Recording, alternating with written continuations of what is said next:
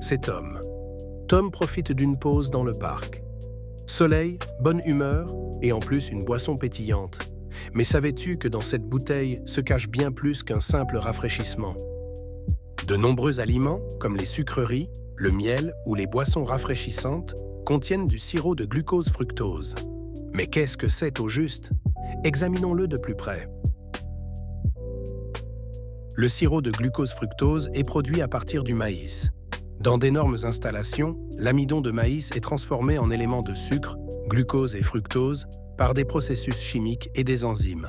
Le résultat, un édulcorant liquide bon marché, à ne pas confondre avec le sucre cristallisé bien connu, le saccharose. Il rend les aliments plus sucrés, se conserve plus longtemps et est souvent moins cher. Pour l'économie, l'édulcorant est une mine d'or. Mais le revers de la médaille concerne le consommateur. Une teneur élevée en fructose peut nuire à notre organisme. L'obésité, le foie gras et un risque accru de diabète, tout cela est associé à une consommation élevée.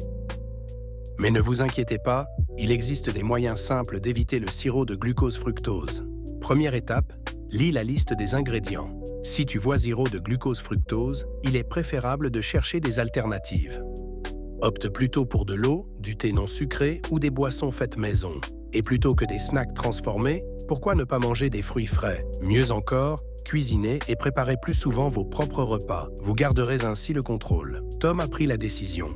Moins de sirop, plus de vrais aliments. Et toi aussi, tu peux le faire. Une utilisation consciente du sucre ne rend pas seulement ton corps plus sain, mais aussi ton quotidien. Tu as le choix. Commence dès ton prochain achat.